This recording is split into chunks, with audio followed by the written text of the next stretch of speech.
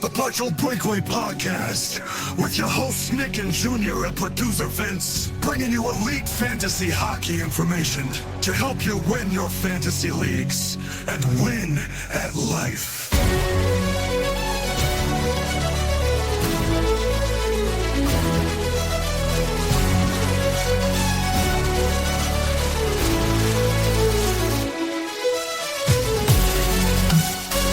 Episode 94 of the Partial Breakaway Fantasy Hockey Podcast. Another week, another team, another preview. The Washington Capitals. The Ryan Smith of episodes. Ooh, the Yannick Perreault of episodes. Ooh. Nah, I got nothing. Again! Wait, was Sergei Berezin 94? The Jacob Luko of Oh my episodes. gosh. 74 was one of the Kostitsyn brothers, but I'm 94. It's 94. Are we ready, guys? We have another preview, another guest. Here's a little rundown of how this is going to work. We're going to do a little bit of intro and team overview, roster and lineup breakdown, goaltending outlook, power play and top scorers.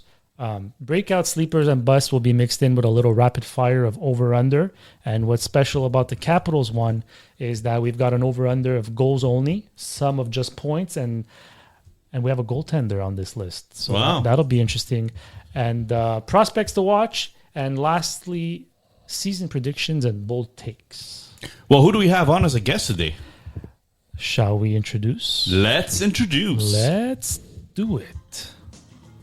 This member is an OG of the THPN, host of the Caps Chirp podcast.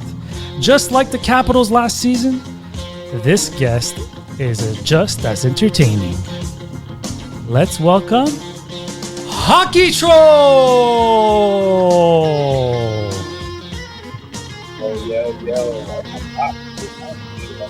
What's going on? Holy, you guys are crazy with the intro, with the music. I've always wanted to come out to Imminence Front. You asked me about this, and I was like, yeah, I'm doing that for sure.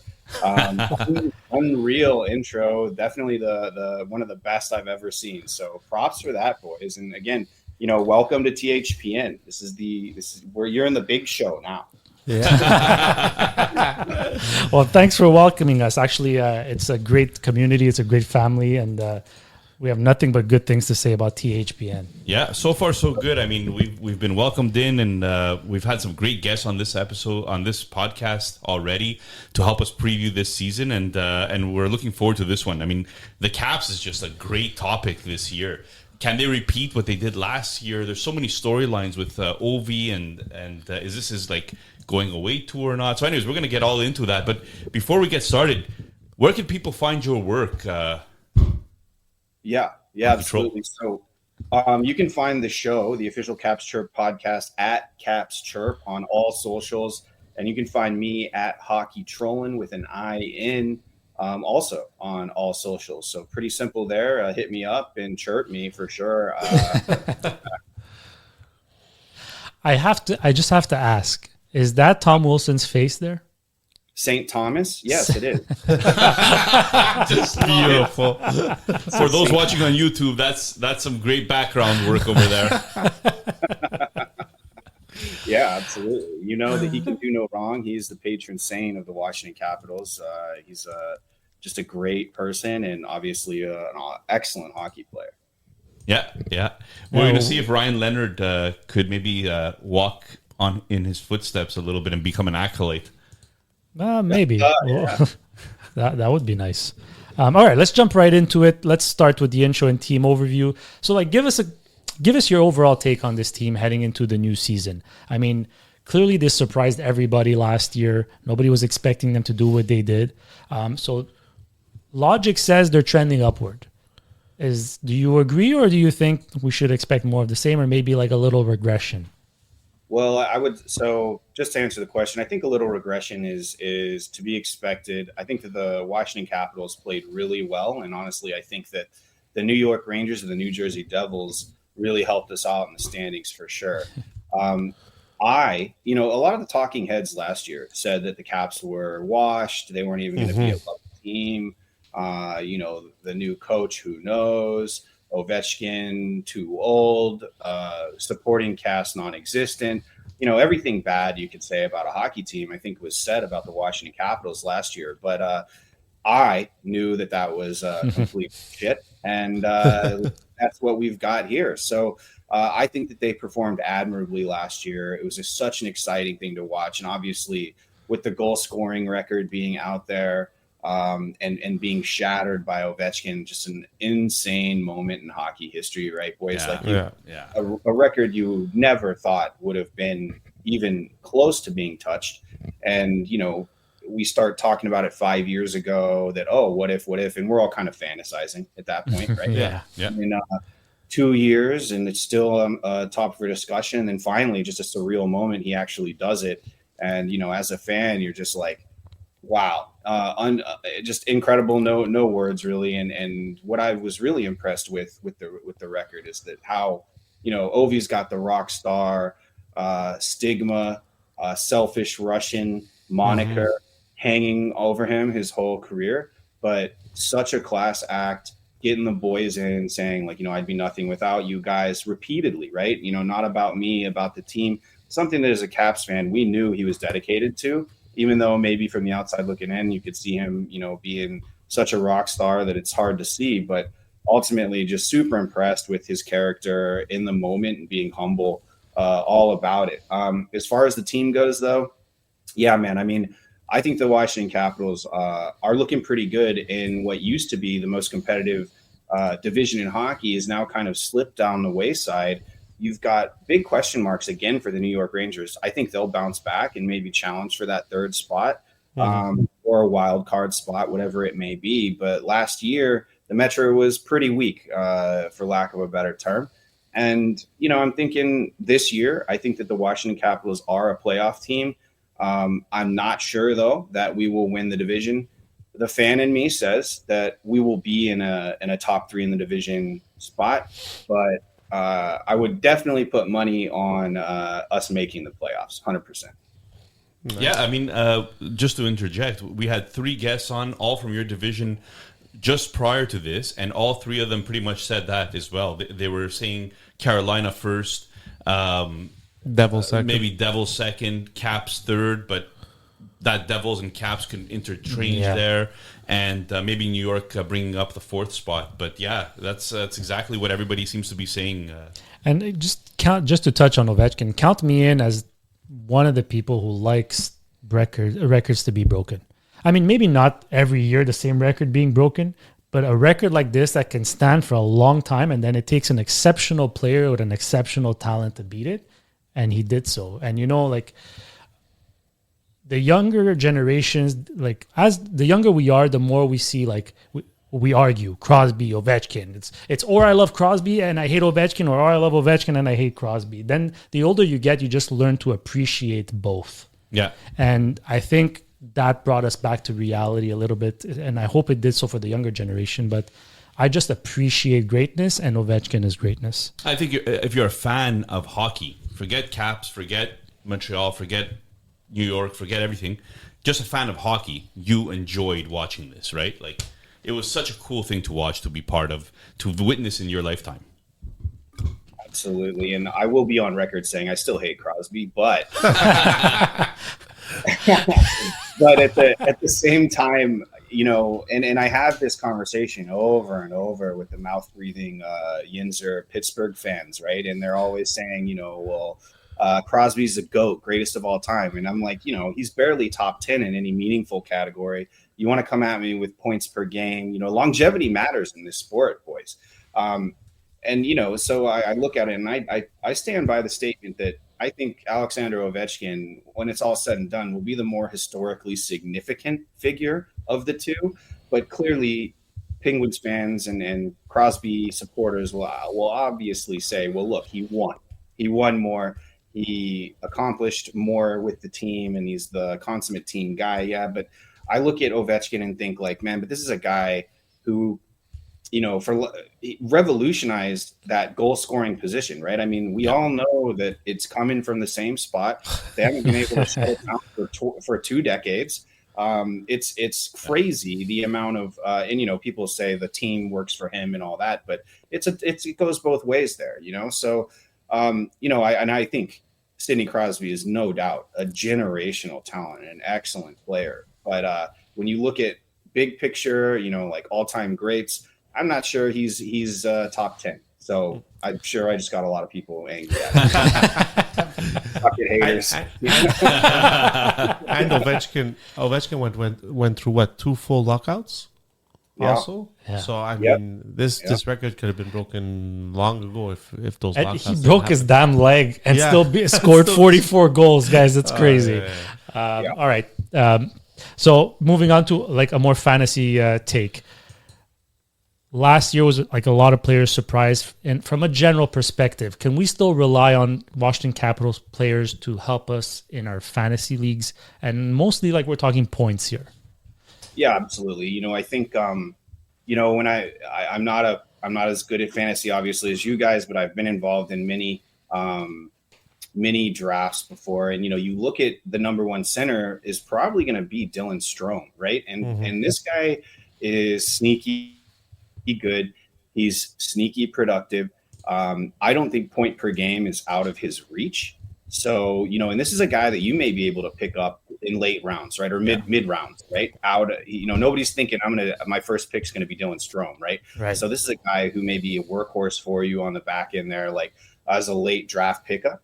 And then, I also look at Protas, McMichael. McMichael, a bit of a streaky player, but that's his big knock. But he's been toiling away, not only in the minors, but getting those looks up top in the big league. I think that the management, while it frustrates the fans to not bring up these young guys, because my favorite young adult is going to be the next thing that saves the franchise and get us a cup.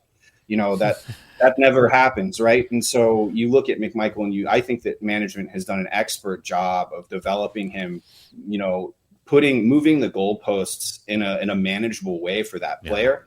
A guy who I absolutely love is Protas, right? Alexei Protas. We've got his brother in the system. The dude's a fridge. I mean, on skates, he's huge, an excellent skater. And a young player who has only gotten better throughout the years. And while the focus was on McMichael, people didn't realize that Ilya Protas made this team a couple years ago and never left, right? So he's been there, he's been around, he's paid his dues, and I love the way that he plays.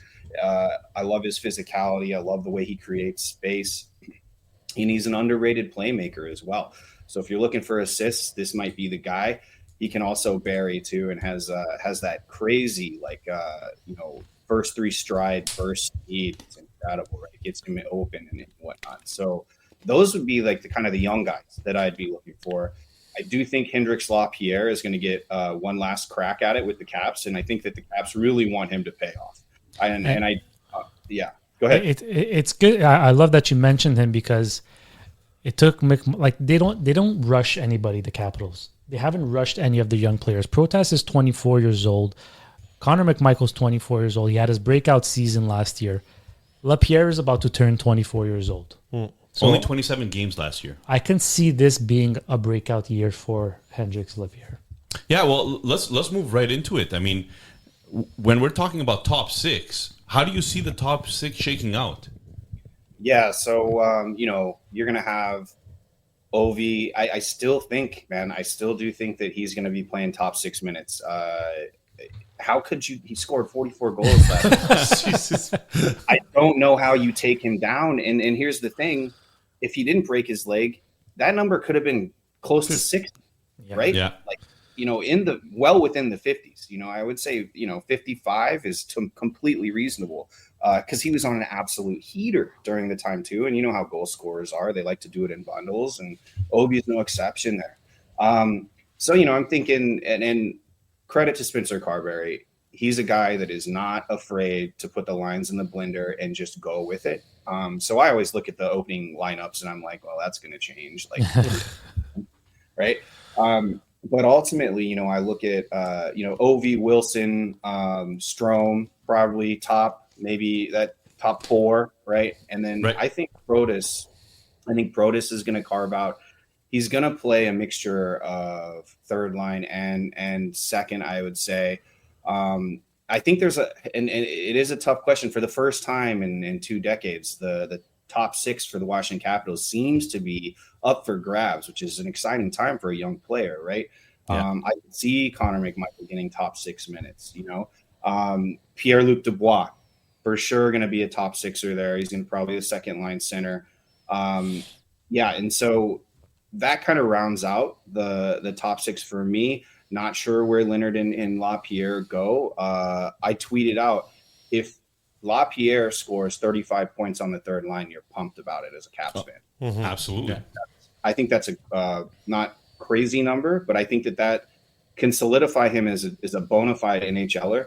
I think the third line is the hardest position to play in the National Hockey League and hockey in general when you're running 4, because your fourth line guys, they're just there to not get scored on, get the pucks deep, 2 big hits, get off, right? Your top 2 are going to be force-fed minutes. Top 2 lines are going to be force-fed minutes anyways. The third line, you have to be infallible defensively, but you also have to score. And so you can see teams across the league that basically run 2 fourth lines. And when you get into that, they hit the playoffs. They might make the playoffs, probably do in many cases. And then their depth becomes an issue, right? And so that third line scoring is something that the Washington Capitals really, really need to hone in on. And that's been the large gap last season. And I think that's what's going to be a weakness going forward, because we're going to have to populate that third line likely with guys like Beauvillier, and who's no slouch, but he's not and he can break a game every once in a while, but he's not a star. And then, you've got guys who are up and coming, like Leonard, LaPierre, McMichael, even maybe even Protas sees some time down there, depending, right? Yeah. And I think that the fourth line is solid. We've got Dowd and Duhaime, love those guys, and then we got this new guy, Sordiff. So who knows where he slots it? He could be a third line anchor as well. Would love to see him work out there. So I hate to be that guy that gives you that well, it could all be anything, but I think there's structural skeletal makeup there that I hope I've communicated well. But I think that there's going to be a lot of, with this team, when you're getting players, I think that you can assume that if they're in the top 9, they could be playing anywhere, at any given. Yeah. And Carberry is one of the best coaches, I think, in the league. Yeah. And he just knows how to get people motivated. Like, you've seen how Sandin, for example, on the defensive side, bounced back this year. He had a horrible year the year before, but Carberry just knows how to get a lot out of these players. He knows how to play with the young guys.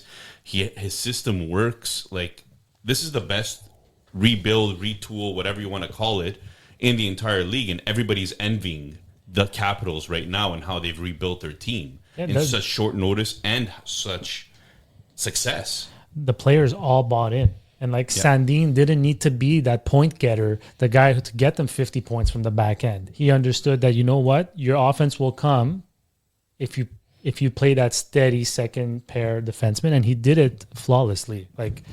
I love their decor. I find their decor is one of the best in the league. So talking about the decor, how do you see the decor playing out this year? What pairs do you see getting the most ice time? Obviously, Chychrun was a great get for the Caps. Plus, you have the old vet in Carlson there. Is this his last go-around? I don't know, but you tell us. America's ass himself. I love John Carlson. That's a great story, right? This is a guy who the Washington Capitals, homegrown, drafted him, went through Hershey, won back-to-back ships in the AHL, came up, and is an absolute stud. I think he's criminally underrated. I thought he was going to win the Norris that one year. He led the Demon in scoring, and I was, I think Adam Fox or some other douche got it. But again, maybe it was Carlson. I don't remember. But either way, I think John Carlson still has a lot of life left, a lot of tread on the tires there. I think that he could re-sign for a team-friendly 2, 3, maybe even years. I expect the same from him night in and night out, and that's what he's built a career on, right? Being a good two-way guy. But the best part about Chychrun is that you have, John Carlson started his career as a shutdown guy, a guy who could play solid defense and move the puck. puck around. He wasn't always going to the net. He wasn't always jumping up into the offense. So he still has that. Yes, Caps fans are going to be mad about John Carlson. When you're playing 30 minutes a night, sometimes you offer up a pizza through the middle, making a risk, right? Every team's top defenseman does this. It's not a plague for the Washington Capitals. But with Chychrun in the mix now, and then Sandin kind of adding some secondary scoring on the back end, that's a great mix, and that takes a lot of pressure off John Carlson. So I think, and you talk about, last year, all the moves that the Washington Capitals made in the offseason paid off for him. Pierre-Luc Dubois, he put in a pretty good performance. Guys who were kind of on the outs in the team that they're at, and kind of an all-time low value, at least in perception, are guys that the Washington Capitals are willing to take risks on because their lineup allows for a person of that skill set to fit right in, right? We're not asking Pierre-Luc Dubois to go in and rag the puck and hit people. We're asking him to be creative, be the goal scorer and the playmaker that he is. For Chychrun, we're asking him to be an offensive defenseman, not, get berated when he comes back to the bench for taking a risk and getting burned on it, right? And as you said, that goes to coaching, that goes to management, that goes to expectations, all of which I feel are clearly outlined for every player, something that has plagued the National Hockey League. Guys talk constantly. I didn't know what was expected of me. Coach talked to me twice this year, and then I got booted, to Utah or whatever it may be. It used to be Arizona, right? But so that's, going back to the D core, another guy who I really, really like, who's not, he's what I would call Dmitry Orlov 2.0, and that is Martin Ferriari. Again, another homegrown guy who's done incredibly well, solid physical presence, not a bad offensive guy who can, sometimes contribute, but his main role has been in the shutdown. So, I really like our top four for sure. And so, I'm thinking as far as points getters, I would love to see Sandin score a couple more for sure. Yeah. More handfuls. But I think you can rely 100% on John Carlson, Jacob Chychrun to get their looks. Yeah, agreed. And what was supposed to be your Achilles heel last year and your goaltending? I think everybody was laughing at the Lindgren-Logan Thompson duo. And I think, I don't think they did prove everyone wrong. So can they keep up what they did last year this year? Yeah, so I loved the way that the team managed the goaltending last year. And honestly, I go on rants about this. Okay, so when the NHL was the 1900s, and everybody was like smoking cigs and like the goalies were doing that, and they were playing in front of crowds of 1,000 at most, right? NHL rosters did not allow for a backup goalie. You only got one, and if that guy went down, and he's not even wearing a mask, right? And he's wearing like hardened leather, as he might as well be going and fighting the Babylonians or whatever the hell, right? That's the type of stuff he's wearing. If he went down, they would literally go into the crowd, because a lot of college players and club players would be there. Hey, can anyone sit in for goalie for us at this NHL game? And they would pause the game until that happened. Also, if you got injured, you were shipped off. That was it. Terry Sawchuk was adamant about playing every game because he thought that if he took one night off, he'd be traded or shipped away, right? Goaltenders have always been kind of the getting the boot on and the short end of the stick, if you will. And so, let's take that to today, right? Yes, a competitive athlete is going to want to play as much as they can, right? Yeah. But what if, hear me out, since we have two goalies that are very similar, and you look at these two goalies and, if they didn't have names on their back, their style of play is almost a mirror image. Their body type is almost a mirror image. Their attitude, same way, man. I mean, they could have been twins at birth, it seems, right? Just the way that you look at them set up in net. Why not? It's a you go, I go. Now I know my workload as an athlete. I know that I'm going to have this game, and I'm going to have a night off to watch, learn, rest. Next game, it's even more of motivation to come out, play my best game. And both goalies had this, right? I was kind of hoping that they would do this for the first round of the playoffs against the Canadiens and just see what happened.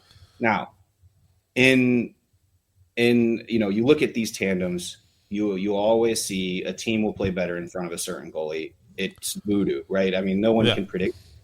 And I think the team played better in front of Logan Thompson. I think Logan Thompson had a couple more game-saving saves throughout his tenure. Would I call him a clear number one in the regular season last year? I'm going to be honest. I'm not sure I would. I love Chucky. I think Charlie Lindgren's great. I think he signed a very team-friendly deal. And again, he cites, coach sat me down, said, I'm part of a bigger picture here for the next few years. I'm going to take less money than the quote-unquote number one guy who's a little bit more established. And I say established loosely because Logan Thompson, up to this point in his career, has never played true starter minutes, right? He's not taking 2/3, 3/4 of the games. So I thought it was, why? And this is a great ideological change, I think, for the Washington Capitals and for hockey in general. And this is why Carbs is getting so much credit. Is that why? Square peg in a round hole. Why force someone to play something that they're not? Why do that when it's just easier to double down on what they're good at? And I think that you can see that up and down the roster here. And I think that the goaltending will be the same as last year, give or take, maybe a 10% standard deviation. Either one of those goalies may go up and down, but because we run a two-headed monster, those changes and those maybe lacking performances will be mitigated just through how they're managing the workload. Yeah, I like that answer. Yep, 100%. It's a good tandem to have. And Logan Thompson is one of the players that I own shares of. I don't own the player. I own shares of him. And he was just phenomenal. Last year he was phenomenal for me. And there was a lot of question marks about him leaving his previous employer and coming here. And I think he showed a lot of people that he was meant to be a really good goalie, and he was better than what others let on. Yeah. Absolutely. The chip on the shoulder is a powerful tool, Absolutely. That's it. That's it for goalies. All right. Moving on to the power play. So since they acquired Chikrin, they did tend to use two defensemen on the power play, which nowadays is scarce, right? It's rare. Almost nobody does that, and it seemed to work because it gave a bit of balance in terms of you can't just cover Ovechkin because Karlsson and Chikrin have pretty solid shots as well. You can't cover Ovechkin anyways. Yeah, regardless. He doesn't even have to move and you still can't cover him. But, so do you see, how do you see the first power play unit playing out? Do you still see maybe Wilson keeping that spot on the first unit, or can maybe one of the younger guys knock him down a notch? I mean, Protas barely got any power play time last year, right? I think he only had one power play point. So does he make a push now for one of these units, or is it set in stone? That's the first unit. And just to clarify, Washington was tied 13th, 14th in power play percentage. Nice. Last year. Yeah, and those aren't terrible numbers. Obviously, they're a far stretch from back when it was automatic, right? Mike Green, Alex Simmons, Backstrom. Oh my God! And Nick Backstrom just signed with Brynäs out in Sweden, so he's looking good. Saw him skating. Wish the best for him. Love that guy.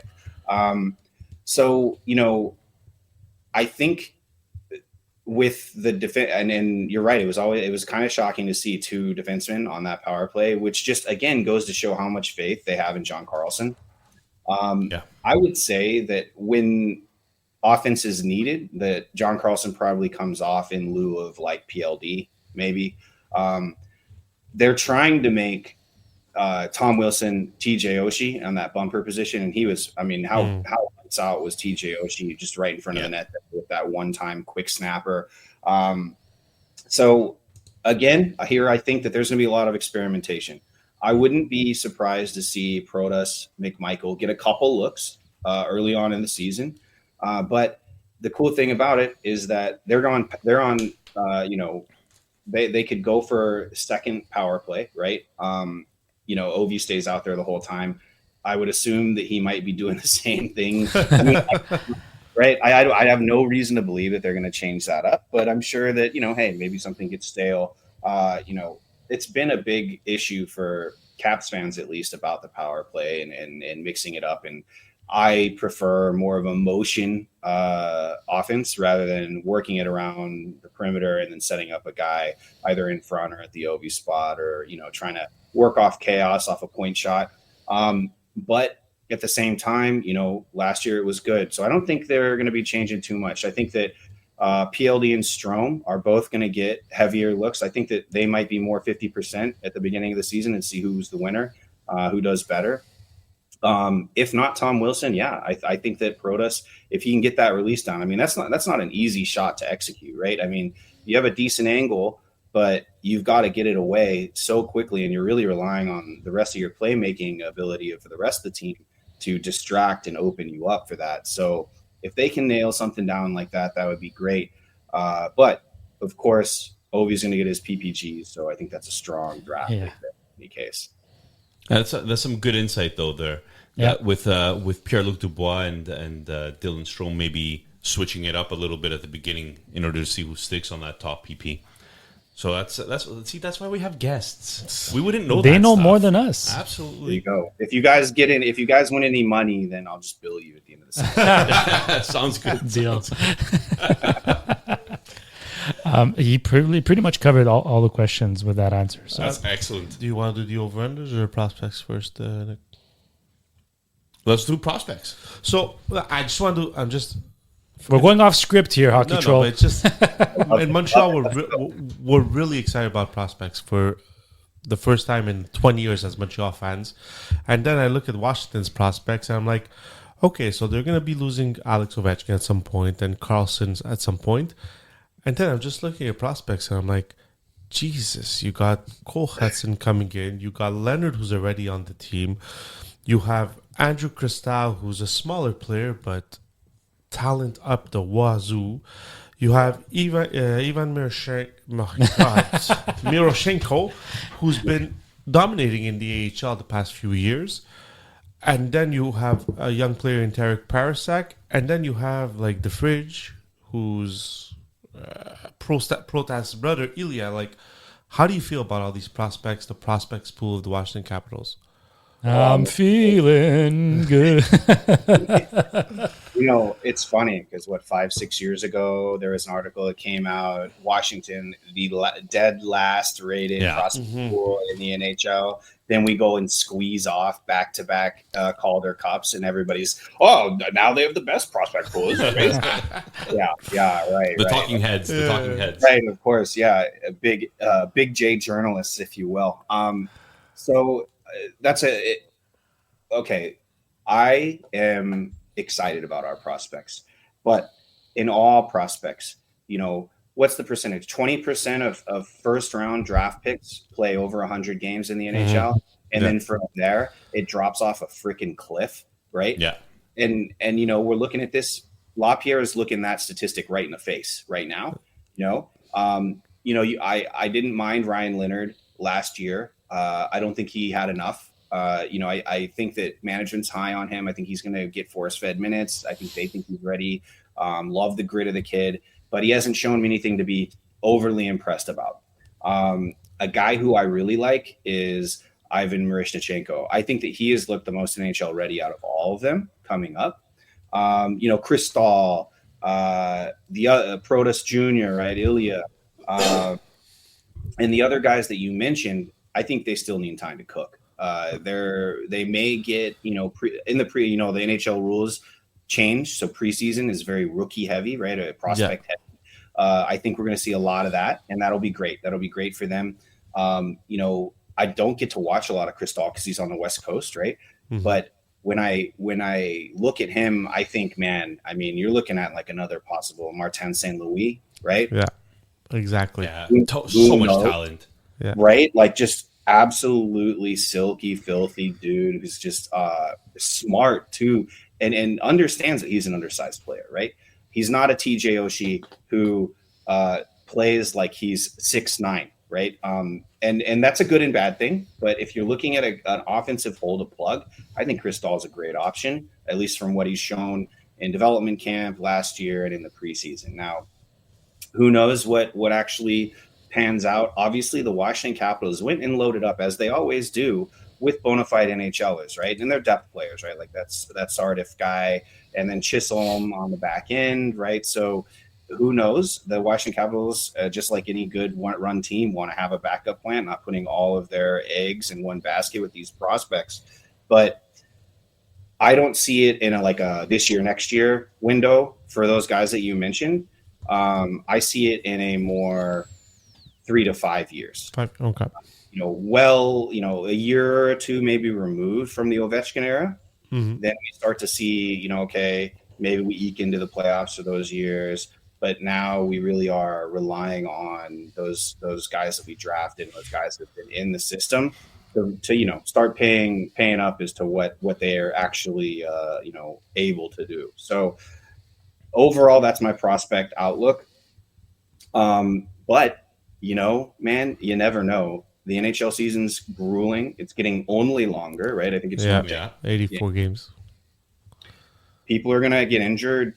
Who knows who's coming up? And an interesting move was Miroshnichenko got moved up when Ovi was injured, right? And so management knows that, and if they've come out and admitted, he's part of our long-term plans. The guy's an absolute gamer, and talk about the personal battle, coming back from the cancer diagnosis and getting drafted, falling in the draft because of that. We pick him up and great story around the kid for sure. Yeah. But another Russian sniper is definitely something that we're ready for.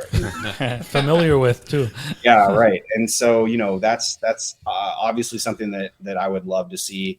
I would say out of all those guys, I'm thinking that Miro's going to be getting the most ice time in the show from all of them. Awesome. You can go with over now. All right. The fun part. This is going to be something that we share on social media. So if you get any of these wrong, it's on you. It's not on us. Love it. Okay.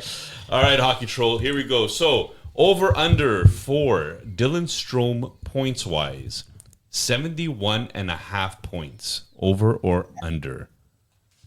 You know what? I got to go with my boy. That's an over. I'm smashing the over there.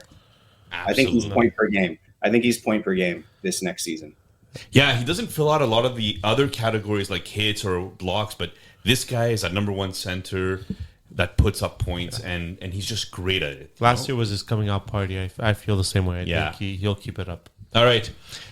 Alexei, spelled correctly here? No, there's missing the L is supposed to be a K. Alexei Protas, 29.5 goals. So will he reach 30, basically, is the question Will here. he repeat last year? Over or under? Man, and I guess I can't bet the line, huh?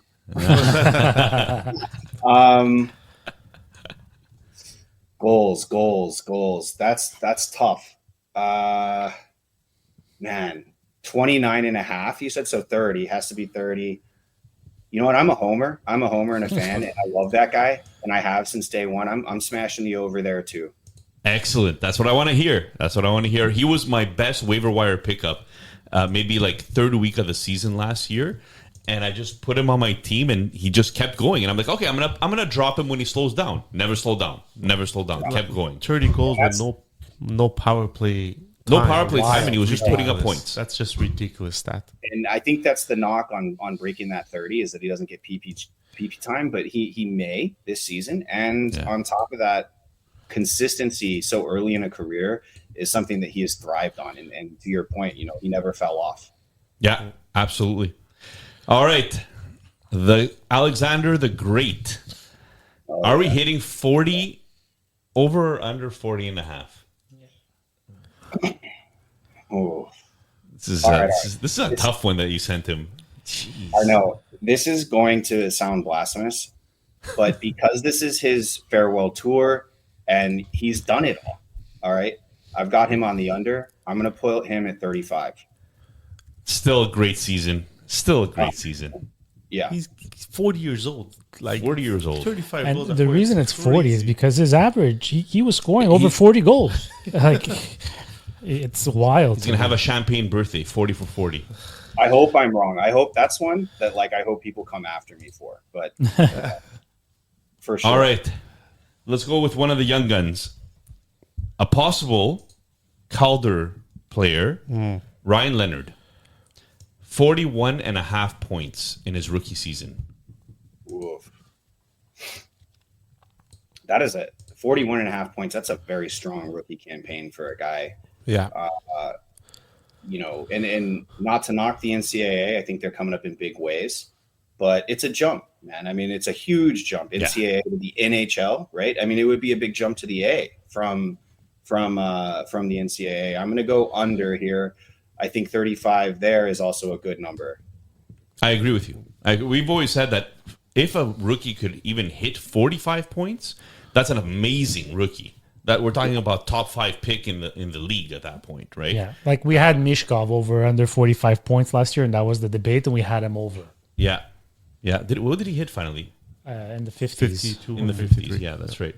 All right. Nobody wants to talk about Philadelphia here.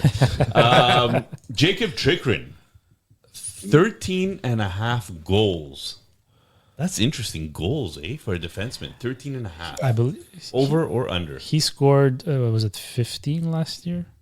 Yeah, I'm smashing the over here. I think that was an easy one. I'm going over. I think Chikrin is going to have a ton more offensive responsibility. He's going to get looks on the power play a lot. And he is definitely not afraid to shoot the puck. And man, I mean, he's got that old school wrist shot that I love. Yeah. There is no, it's just overpowering you. It's just a snipe that is too fast for you to get. And that's it. No deception, old time shot there. Yeah. No head bobbing like Lane Hudson 17 times before shooting. All right. Finally, the goalie, Logan Thompson. We want to know, is he going to go over or under 29.5 wins? Whoa. So what do you have last year around that, right? Last year he was 31, 6 and 6. So 31 wins last year. That's right at the line, right? And he had 25 in 46 games with Vegas. The year before? The year before that. That's a tricky line. I think it depends on how many games he'll play, and that's right. This is the hardest one.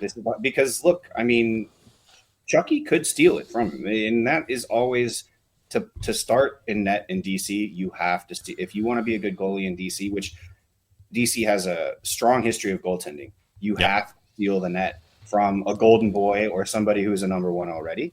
Braden Holtby did it. Ole Kolzig did it. Every goalie. Yep, they all stole it right there. Somebody went down, somebody played like crap, and then it was them from then on. I think that we're getting away from that, like I said earlier, with how they're managing it. I would think that it's you go, I go again. Oh, because I think that the Caps are due for a bit of a regression, and this isn't really a knock on the goaltender at all. I'm going to say under here. This one was by far the hardest decision, I think. I would have gone the same way. Yeah, we saved the best for last, right? Yeah, exactly. Well, you know what? Like, he's never played number one goalie games. Like, games played was always like the most he's played is 46 with Vegas, but his numbers are so damn good. Like, his save percentage was never under 900. Like, we're talking 914, 915, 908, 910. Quality percentage, quality starts percentage, 62, 56, 54. Like, when he plays, he's good. Yeah. And whether he plays 19 games like the first year in Vegas or 43 like he did in Washington, the guy's solid. And his save percentage is always around the same, right? 910, 908 the last 2 years. It's and that was two different teams. Yeah. So I really like this goalie. I really hope that he continues success in this way, because I think he's a great story. I think he'll be close to 29 wins. I don't know if he'll hit it, but he'll be pretty close. A lot of people are expecting Washington to regress like big time. Oh, I wouldn't say but big. I don't think it was necessarily a fluke last year. So I think a lot of people will be surprised again, even though they shouldn't. No doubt. And again, I don't think that that's an indictment on Logan Thompson himself. I think that the team may let him down a handful of times, which may get him out of that 30 win range, especially with his workload, you know? Yeah, that makes total sense. Okay, so as a season outlook, I think we pretty much said you see them maybe finishing third. Do you want to give us a bold prediction for the season? Whether it's a team prediction, a player prediction, anything you want. Yeah, absolutely. While I smash the under on Ovi, I would not be surprised if he turns in another 40-plus goal season. That's probably not so hot. I think that the Washington Capitals are one of the best teams in the Metro. You know, okay, we got smashed up. We just do not match up well against Carolina, right? And we're like one of the 3 teams that match up the worst, I think, against Carolina. And we just happen to get them. And as we get younger, I think that we're going to be able to negate more speed. So you know what? Hey, look, Washington Capitals going on a cup run, Eastern Conference Finals at least next year. I love it. You heard it here first, Capitals. Stanley Cup winners. You know what? That's what he said. We're going to radio him. Yep. So you heard it here first. Put the money on it now while the odds are good. Yeah, I know. You know what? I love it, though, because it's such a fun team. It's such a well-coached team. You have leadership. You have vets. You have young guys. Like, it's going to be a fun season, man, this season. I'm really excited to watch Washington hockey. The Metro division is wild. Like, you have Carolina, who's like a fixture in the top 3. Yeah. People are questioning Washington. Are the Rangers going to come back to life? Are the Devils going to finally Stay healthy. not underachieve? Columbus is at the cusp of taking over one of these teams' spots. Yeah. We don't need to talk about Pittsburgh, the Islanders, or the Flyers, but isn't they're up and comers some too. But great- like it'll some take great longer. coaches in this division, right? Yeah. Like, you're talking about Brendan Moore. You're talking about, well, Sheldon Keefe is questionable, right? He's from Toronto, so. But Fuck that. screw that. But the rest of them, right? Like, we have Sullivan in New York now. You know, we have Carberry here. What's Tocchet in Philadelphia? It's just a really cool. The Metro is a really cool division, I find. I think it's realistic to think that 5 teams from the Metro make the playoffs. That's a TMZ take. That means you're not having much on the playoffs. We'll get to that when we speak of the Eastern Conference. I mean, the Atlantic Division. Yeah, and so, you know, I'm glad you brought up Columbus. They're going to be an absolute liability, I think, in the next couple years, if not this next year. You know, really absolute tragic thing that happened with Gaudreau there, and Monahan obviously playing out of his mind for it, and that's huge. But, you know, there's going to become a point where Columbus may not need Monahan to score damn near 100 points, right? Like there is going to be a time where enough draft picks, you know, they're not Buffalo, you know, so enough draft picks and enough, you know, you're going to get it right eventually. And I think that, you know, Columbus is starting to turn a corner. I was scared about them last year a little. I didn't think they were a bona fide playoff team, but, you know, they could upset. And you know what? This is the NHL after all. Any team can beat any team, I think, in any given night. So that's why we play 7 games in the playoffs. And I think Columbus is going to be one of those rising stars, not only in the Metro, but league wide. They're going to start gaining some respect. And I hate to say it because, you know, they were like the whipping boys of the entire division. And now, just like, you know, in the Southeast Division, you know, we had the Florida Panthers in there and the Carolina Hurricanes that we used to beat up on all the time. That's right. Now here we are, Columbus. History repeats itself. Well, Hockey Troll, this has been a lot of fun. Really appreciate this. Just recap, where can people find your work? Where can people follow you? All that good stuff. And thanks a lot. This has been an awesome interview. You guys have a great show, and I'm so happy to be on it. So thanks again. You can find me at Hockey Trollin with an I-N on all socials, and you can find the official Caps Chirp podcast at Caps Chirp on all socials and anywhere you get podcasts. And again, you know, welcome, another great show.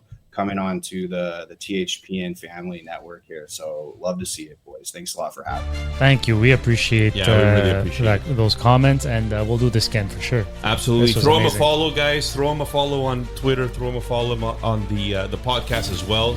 Yeah, we'll be Subscribe, sure to like. tag on our post. Yeah, so, we're going to tag, retweet. We're going to throw it all out there so that people can see everything that you could provide us. And you definitely gave us some insight. So this is great. entertaining season to come. Thanks a lot, Hockey Troll. Hell yeah, boys. Take care. Take Thank care. you, guys. Take care. Thank you.